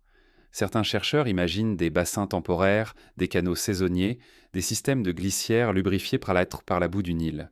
Ce ne sont pas des spéculations extravagantes, ce sont des interprétations possibles d'un savoir pratique que l'on retrouve dans d'autres cultures anciennes. L'Égypte, avec son rapport intime au fleuve, pourrait avoir développé des solutions ingénieuses, adaptées au paysage, dont nous ne percevons que les échos. Une autre hypothèse se concentre sur la coordination humaine. Les chantiers pharaoniques étaient tant dirigés non par des plans dessinés à l'échelle, mais par une hiérarchie extrêmement précise, par des superviseurs maîtrisant les mesures, les proportions, les orientations. On peut imaginer une organisation où chaque rôle était défini avec rigueur, où la transmission des consignes était presque rituelle, où la discipline collective permettait d'atteindre une exactitude que nous associons aujourd'hui aux machines. L'ingénierie, dans ce cas, serait humaine, une ingénierie de l'esprit, du geste, de l'organisation. L'une des hypothèses les plus fascinantes concerne l'utilisation de modèles réduits ou de systèmes de contrôle basés sur des cordes, des poids, des repères au sol. Certains vestiges montrent des lignes gravées sur la roche, des marques difficilement interprétables qui pourraient être les traces d'un système de calibrage aujourd'hui disparu. Les anciens n'avaient pas besoin d'une technologie avancée pour atteindre un haut niveau de précision. Il leur suffisait d'un ensemble de méthodes éprouvées, perfectionnées pendant des générations, puis perdues lorsque les traditions ont changé. Les chambres internes de la Grande Pyramide offrent également des curiosités qui alimentent les hypothèses d'ingénieries oubliées. Leur disposition, leur orientation, la manière dont elles sont réparties dans la masse du monument donnent cependant l'impression d'un contrôle méticuleux, presque intuitif.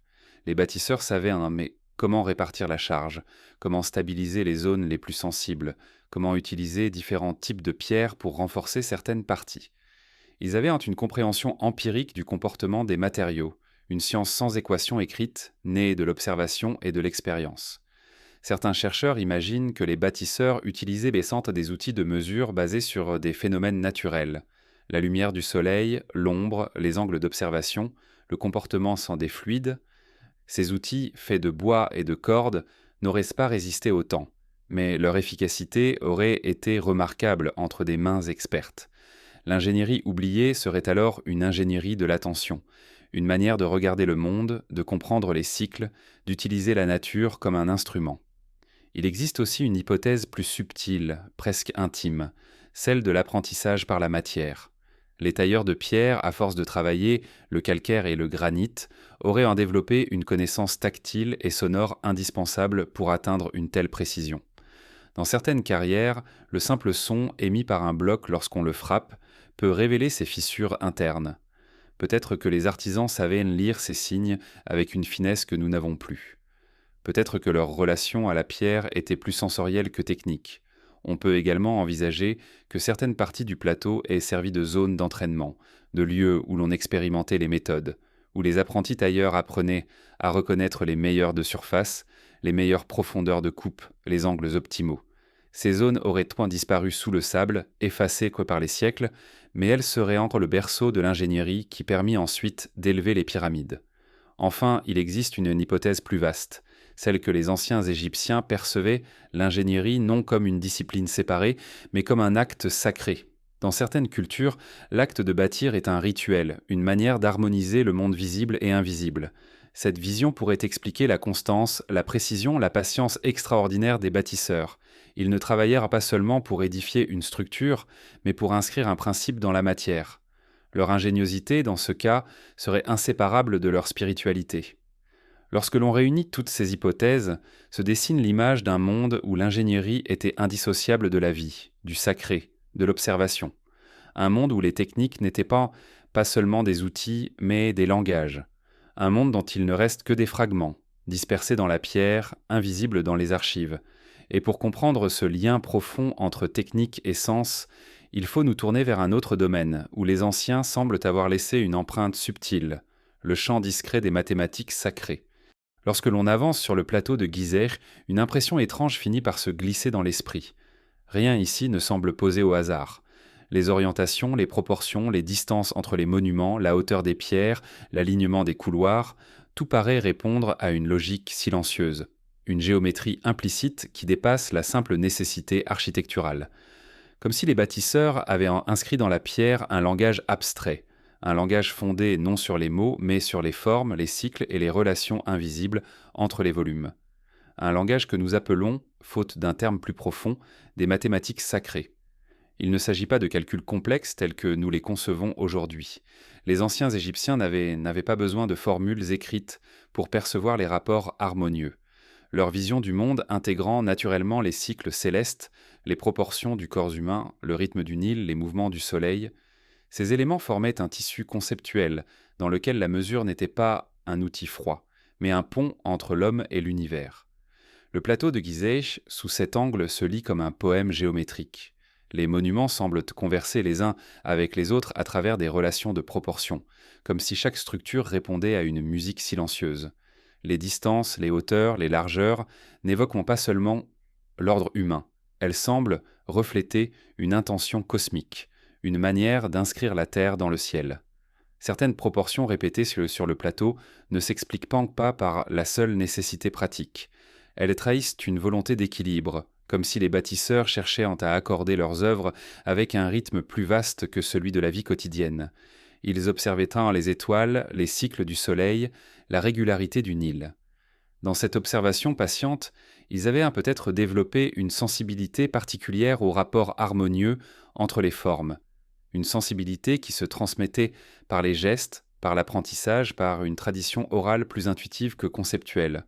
Les temples sécombres, par exemple, montrent souvent des symétries rigoureuses, non pas pour satisfaire une exigence esthétique moderne, mais pour maintenir l'équilibre entre les forces symboliques qu'ils représentaient.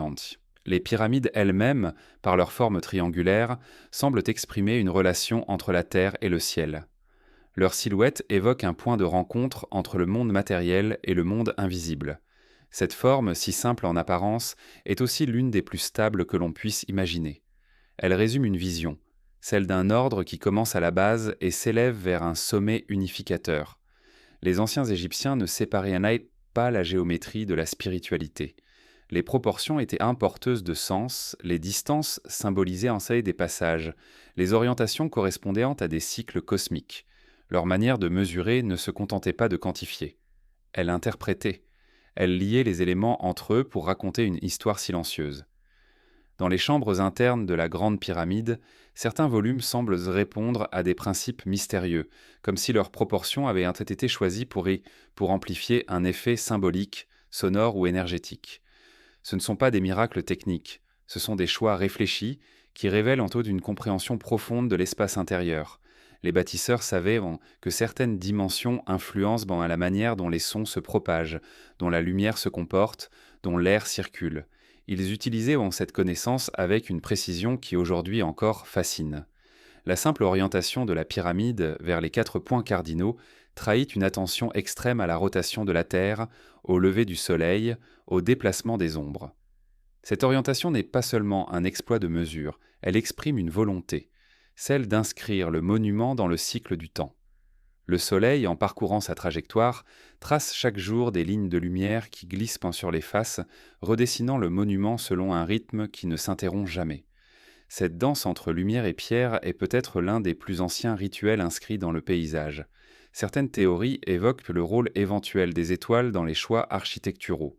Il était possible que les bâtisseurs aient de chercher à aligner certains monuments avec des constellations précises, non par fascination astrologique, mais pour représenter un ordre cosmique.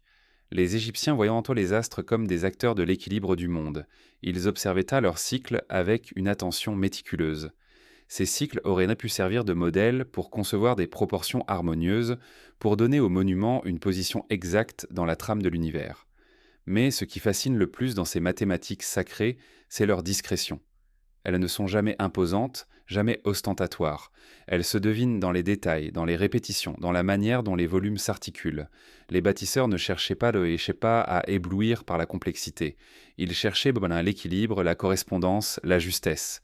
Ils voulaient que leurs œuvres soient en harmonie avec les lois qu'ils percevaient comme fondamentales. Dans leur conception du monde, l'harmonie était un principe essentiel. Elle garantissait la pérennité du royaume, la stabilité du cosmos, la continuité de la vie. Construire en respectant l'harmonie géométrique était un acte de responsabilité. Le monument devait refléter l'ordre du monde pour en assurer la stabilité.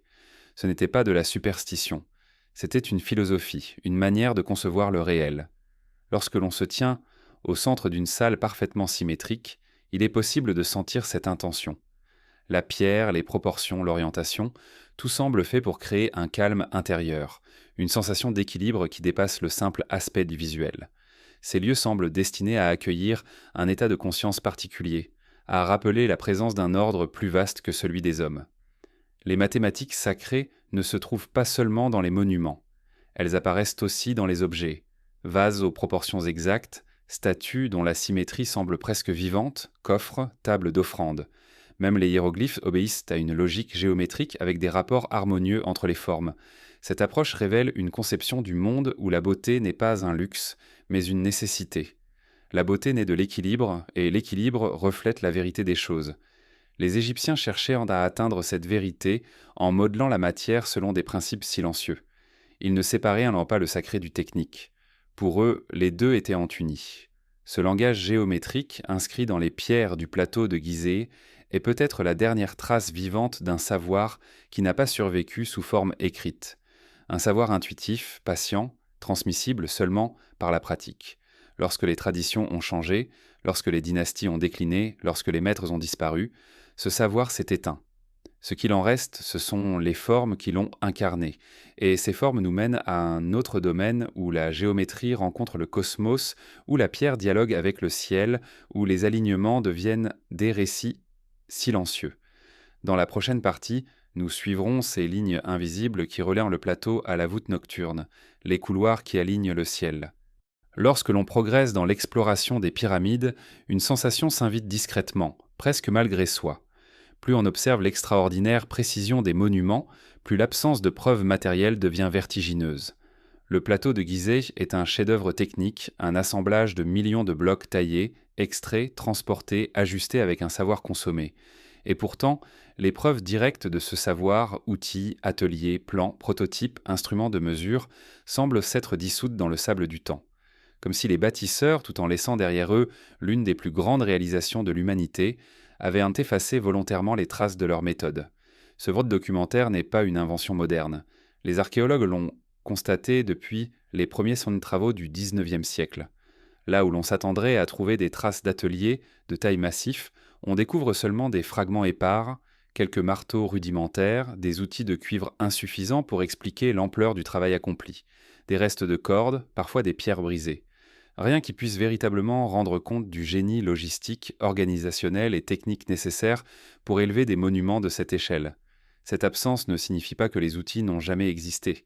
Elle pose une question plus profonde. Pourquoi ont-ils disparu alors que les monuments, eux, ont résisté pendant des millénaires ? Les outils, les chantiers, les installations temporaires sont souvent les premières choses à disparaître au fil du temps, car ils étaient en fait de matériaux périssables. bois, fibres, tissus, métaux fragiles. Mais dans le cas de Gizeh, les outils ne sont pas seulement rares. Ils semblent presque absents du récit. Dans les carrières, on retrouve des traces de taille, mais elles ne correspondent pas toujours aux outils que l'on connaît. Certaines pierres mentent présentes dans des surfaces trop lisses pour avoir été obtenues par percussion brute. D'autres semblent avoir été extraites avec une méthode qui ne laisse pas les marques attendues. Ce vide suscite une question simple mais profonde. Les anciens Égyptiens utilisaient-ils des techniques que nous ne savons plus reconnaître ? L'absence de plans architecturaux ajoute un autre mystère. Pour un chantier qui mobilisa des dizaines de milliers d'ouvriers, qui nécessita une organisation complexe, des approvisionnements constants et une coordination sans faille, il n'existe pas de rouleau de papyrus détaillant la construction, pas de schéma, pas de plan de coupe. Rien qui explique comment ces chantiers furent conçus, exécutés et contrôlés. Certains chercheurs supposent que ces plans existaient, mais qu'ils ont été conservés dans des archives qui n'ont pas survécu. D'autres imaginent que les bâtisseurs travaillaient selon un savoir profondément ancré, transmis oralement, inscrit dans les gestes, dans les proportions, dans les rites. Une forme de connaissance qui n'avait pas besoin d'être écrite pour être parfaitement exacte. Si les plans n'ont pas survécu, les preuves de l'organisation du chantier, elles aussi, sont étonnamment rares. Bien que des villages d'ouvriers aient été découverts, offrant un aperçu précieux de la vie sur le plateau, ils ne livrent pas de détails techniques sur la construction elle-même. Ils témoignent d'une logistique minutieuse, d'une gestion sophistiquée de la nourriture, du repos, du travail, mais aucune tablette n'explique les procédures, les consignes, les méthodes. C'est comme si la technique avait été confiée à un cercle restreint, un groupe de maîtres dont les connaissances ne devaient sans pas être divulguées. Cette absence ressemble alors moins à un hasard qu'à un choix culturel. Peut-être que les bâtisseurs considéraient leur art comme un savoir sacré, réservé à un cercle d'initiés. Dans certaines traditions anciennes, les techniques de construction faisaient partie de la cosmologie, liées donc à des rituels, à des cérémonies, à une vision du monde. Les maîtres d'œuvre pouvaient en être vus comme des médiateurs entre les dieux et les hommes, leur savoir faisant partie intégrante du rôle religieux. Si tel était le cas, écrire ce savoir sur des documents profanes aurait été impensable. Une autre hypothèse, plus simple mais tout aussi troublante, est que les outils utilisés étaient tellement courants, tellement intégrés au quotidien qu'ils n'ont pas été préservés. Les artisans utilisaient peut-être des outils dont la forme nous échappe, fabriqués en matériaux qui ne traversent pas bien le temps. Bois dur poli, pierre abrasive, cordage composite, matériaux composites naturels aujourd'hui disparus.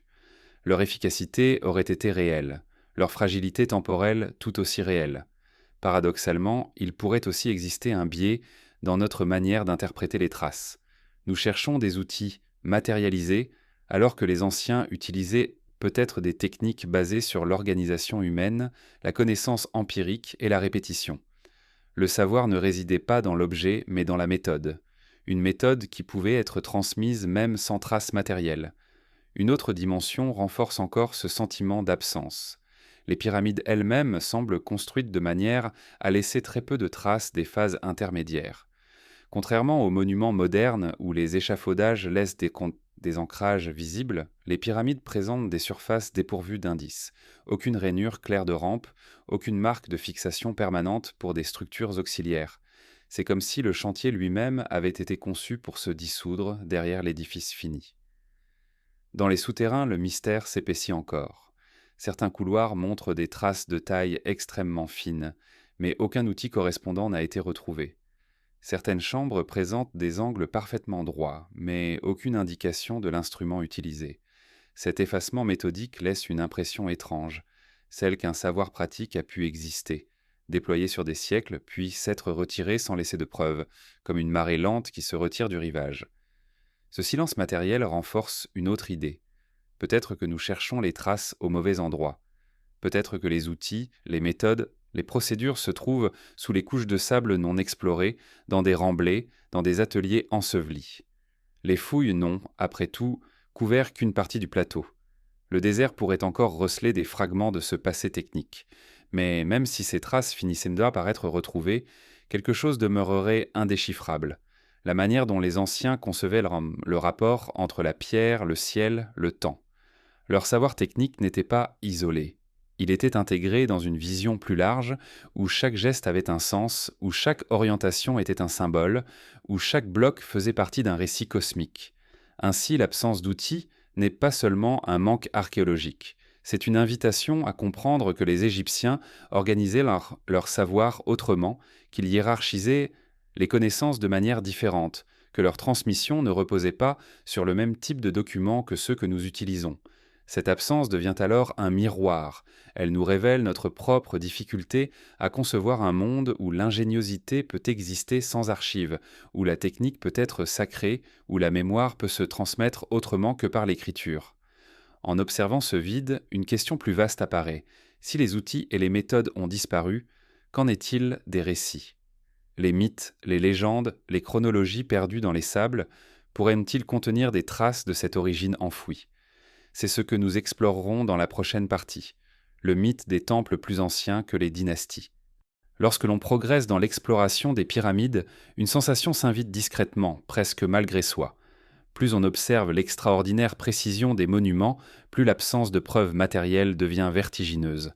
Le plateau de Gizeh est un chef-d'œuvre technique, un assemblage de millions de blocs taillés, extraits, transportés, ajustés avec un savoir consommé, et pourtant, les preuves directes de ce savoir, outils, ateliers, plans, prototypes, instruments de mesure, semblent s'être dissoutes dans le sable du temps. Comme si les bâtisseurs, tout en laissant derrière eux l'une des plus grandes réalisations de l'humanité, avaient effacé volontairement les traces de leur méthode. Ce vide documentaire n'est pas une invention moderne. Les archéologues l'ont constaté depuis les premiers travaux du XIXe siècle. Là où l'on s'attendrait à trouver des traces d'ateliers de taille massif, on découvre seulement des fragments épars. Quelques marteaux rudimentaires, des outils de cuivre insuffisants pour expliquer l'ampleur du travail accompli, des restes de cordes, parfois des pierres brisées.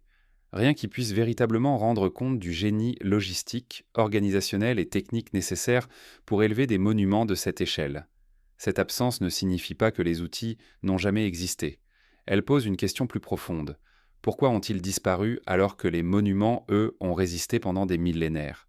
Les outils, les chantiers, les installations temporaires sont souvent les premières choses à disparaître au fil du temps, car ils étaient faits de main de matériaux périssables, bois, fibres, tissus, métaux fragiles. Mais dans le cas de Gizeh, les outils ne sont pas seulement rares, ils semblent presque absents du récit. Dans les carrières, on retrouve des traces de taille, mais elles ne correspondent pas toujours aux outils que l'on connaît. Certaines pierres les présentent des surfaces trop lisses pour avoir été obtenues par percussion brute. D'autres semblent avoir été extraites avec une méthode qui ne laisse pas les marques attendues. Ce vide suscite une question simple mais profonde.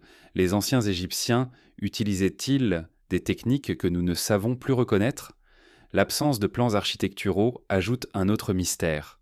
Pour un chantier qui mobilisa des dizaines de milliers d'ouvriers, qui nécessita une organisation complexe, des approvisionnements constants et une coordination sans faille, il n'existe pas de rouleau de papyrus détaillant la construction, pas de schéma, pas de plan de coupe. Rien qui explique comment ces chantiers furent conçus, exécutés et contrôlés. Certains chercheurs supposent ensuite que ces plans existaient, mais qu'ils ont été conservés dans des archives qui n'ont pas survécu. D'autres imaginent que les bâtisseurs travaillaient selon un savoir profondément ancré, transmis oralement, inscrit dans les gestes, dans les proportions, dans les rites. Une forme de connaissance qui n'avait pas besoin d'être écrite pour être parfaitement exacte. Si les plans n'ont pas survécu, les preuves de l'organisation du chantier, elles aussi, sont étonnamment rares. Bien que des villages d'ouvriers aient été découverts, offrant un aperçu précieux de la vie sur le plateau, ils ne livrent pas de détails techniques sur la construction elle-même. Ils témoignent d'une logistique minutieuse, d'une gestion sophistiquée de la nourriture, du repos, du travail. Mais aucune tablette n'explique les procédures, les consignes, les méthodes. C'est comme si la technique avait été confiée à un cercle restreint, un groupe de maîtres dont les connaissances ne devaient pas être divulguées. Cette absence ressemble alors moins à un hasard qu'à un choix culturel. Peut-être que les bâtisseurs considéraient leur art comme un savoir sacré réservé à un cercle d'initiés. Dans certaines traditions anciennes, les techniques de construction faisaient partie de la cosmologie, liées à des rituels, à des cérémonies, à une vision du monde. Les maîtres d'œuvre pouvaient être vus comme des médiateurs entre les dieux et les hommes, leur savoir faisant partie intégrante du rôle religieux. Si tel était le cas, écrire ce savoir sur des documents profanes aurait été impensable. Une autre hypothèse, plus simple mais tout aussi troublante, est que les outils utilisés étaient tellement courants, tellement intégrés au quotidien qu'ils n'ont pas été préservés. Les artisans utilisaient peut-être des outils dont la forme nous échappe, non fabriqués en matériaux qui ne traversent pas bien le temps. Bois dur poli, pierre abrasive, cordage composite, matériaux composites naturels, aujourd'hui disparus. Leur efficacité aurait été réelle, leur fragilité temporelle tout aussi réelle. Paradoxalement, il pourrait aussi exister un biais dans notre manière d'interpréter les traces. Nous cherchons des outils matérialisés, alors que les anciens utilisaient peut-être des techniques basées sur l'organisation humaine, la connaissance empirique et la répétition. Le savoir ne résidait pas dans l'objet, mais dans la méthode, une méthode qui pouvait être transmise même sans trace matérielle. Une autre dimension renforce encore ce sentiment d'absence. Les pyramides elles-mêmes semblent se construites de manière à laisser très peu de traces des phases intermédiaires. Contrairement aux monuments modernes, où les échafaudages laissent des ancrages visibles, les pyramides présentent des surfaces dépourvues d'indices. Aucune rainure claire de rampe, aucune marque de fixation permanente pour des structures auxiliaires. C'est comme si le chantier lui-même avait été conçu pour se dissoudre derrière l'édifice fini. Dans les souterrains, le mystère s'épaissit encore. Certains couloirs montrent des traces de taille extrêmement fine, mais aucun outil correspondant n'a été retrouvé. Certaines chambres présentent des angles parfaitement droits, mais aucune indication de l'instrument utilisé. Cet effacement méthodique laisse une impression étrange, celle qu'un savoir pratique a pu exister, déployé sur des siècles, puis s'être retiré sans laisser de preuves, comme une marée lente qui se retire du rivage. Ce silence matériel renforce une autre idée. Peut-être que nous cherchons les traces au mauvais endroit. Peut-être que les outils, les méthodes, les procédures se trouvent sous les couches de sable non explorées, dans des remblais, dans des ateliers ensevelis. Les fouilles n'ont, après tout, couvert qu'une partie du plateau. Le désert pourrait encore receler des fragments de ce passé technique. Mais même si ces traces finissaient par être retrouvées, quelque chose demeurerait indéchiffrable. La manière dont les anciens concevaient le rapport entre la pierre, le ciel, le temps. Leur savoir technique n'était pas isolé, il était intégré dans une vision plus large, où chaque geste avait un sens, où chaque orientation était un symbole, où chaque bloc faisait partie d'un récit cosmique. Ainsi, l'absence d'outils n'est pas seulement un manque archéologique, c'est une invitation à comprendre que les Égyptiens organisaient leur chasmanan, leur savoir autrement, qu'ils hiérarchisaient les connaissances de manière différente, que leur transmission ne reposait pas sur le même type de documents que ceux que nous utilisons. Cette absence devient alors un miroir. Elle nous révèle notre propre difficulté à concevoir un monde où l'ingéniosité peut exister sans archives, où la technique peut être sacrée, où la mémoire peut se transmettre autrement que par l'écriture. En observant ce vide, une question plus vaste apparaît. Si les outils et les méthodes ont disparu, qu'en est-il des récits ? Les mythes, les légendes, les chronologies perdues dans les sables, pourraient-ils contenir des traces de cette origine enfouie ? C'est ce que nous explorerons dans la prochaine partie. Le mythe des temples plus anciens que les dynasties. Lorsque l'on observe l'Égypte ancienne à travers le prisme des temples, des enclos sacrés et des sanctuaires de pierre, une sensation étrange finit par apparaître, comme une vibration sous la surface visible du récit officiel. Certains temples semblent porter une mémoire trop profonde pour se limiter aux pharaons qui les ont rénovés. Certains murs paraissent plus vieux que les noms gravés sur leurs linteaux. Certaines fondations, dissimulées sous des couches de reconstruction, évoquent une époque antérieure aux dynasties. Une époque dont aucun texte ne semble parler, mais que la pierre, elle, semble se souvenir avec une obstination silencieuse. Ce n'est pas une affirmation téméraire, ni une rupture avec l'histoire établie. C'est un constat discret, fait par ceux qui regardent de près. Tous les monuments ne commencent pas au même niveau d'usure, et certains portent des traces qui ne correspondent ni au style, ni aux outils, ni aux méthodes des dynasties connues. Ces anomalies, loin d'alimenter un sensationnalisme inutile, invitent plutôt à considérer l'hypothèse prudente d'une Égypte plus ancienne que les archives, d'un chapitre pré-dynastique dont les pierres sont les seuls témoins encore debout. Les temples dits solaires ou funéraires, que l'on attribue aux premiers pharaons, montrent parfois des fondations massives composées de blocs gigantesques, bien plus imposants que ceux utilisés dans les phases ultérieures. Ces blocs, alignés avec une régularité étonnante, semblent appartenir à une tradition différente de celle documentée par les inscriptions. Ils offrent une sensation de profondeur historique, comme si les pharaons n'avaient fait que restaurer, agrandir ou recouvrir des structures déjà vénérées avant eux. Batmanturim. À Abydos, par exemple, les fondations du complexe d'Osiris semblent se reposer sur des couches beaucoup plus anciennes, dont certaines portions présentent un style architectural presque sans équivalent dans la période pharaonique classique. À Saqqara, les dalles monumentales des sous-sols évoquent un savoir-faire d'une ampleur qui ne réapparaît plus ensuite, comme si les artisans du début avaient hérité d'une tradition déjà parfaitement maîtrisée. Sur le plateau de Gizeh, les temples du Sphinx et de la vallée, avec leurs blocs colossaux de plusieurs dizaines de tonnes, ne ressemblent pas aux méthodes typiques de la 4e ou de la 5e dynastie. Ils semblent appartenir à un autre chapitre, un style antérieur peut-être même fondateur. Ces anomalies architecturales ont souvent été expliquées par la volonté des premiers pharaons de marquer leur pouvoir en utilisant des matériaux monumentaux. Mais cette explication peine parfois à rendre compte de l'homogénéité des méthodes observées dans ces structures précoces. Il est curieux de constater que l'âge d'or de la pierre cyclopéenne semble surgir dès les débuts, puis s'effacer progressivement, comme si les premiers bâtisseurs avaient eu accès à un savoir plus ancien, plus maîtrisé, avant qu'il ne soit simplifié ou abandonné. Certaines légendes égyptiennes parlent d'un âge des premiers dieux, d'une époque où des sages, des rois mythiques, des êtres semi-humains avaient reconstruit les premières structures sacrées. Ces récits ne décrivent pas des divinités abstraites, mais des figures parfois étonnamment humaines, dotées de noms, de généalogies, d'histoires. Ces chronologies mythologiques couvrent des durées extravagantes, impossibles à interpréter littéralement, mais elles pourraient refléter une mémoire symbolique d'une période préhistorique réelle.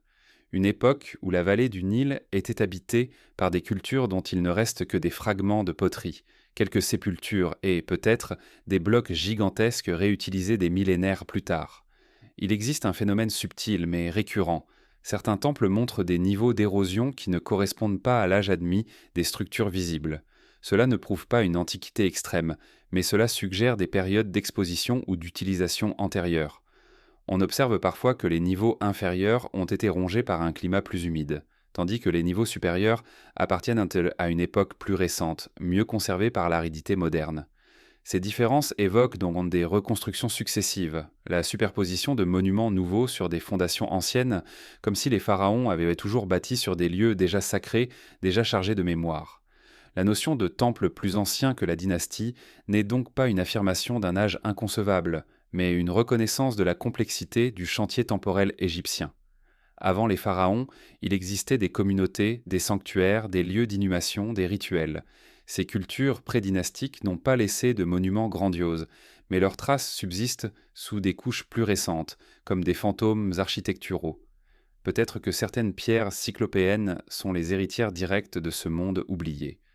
Dans cette hypothèse, les pharaons n'auraient pas inventé ex nihilo l'art du temple ou du monument.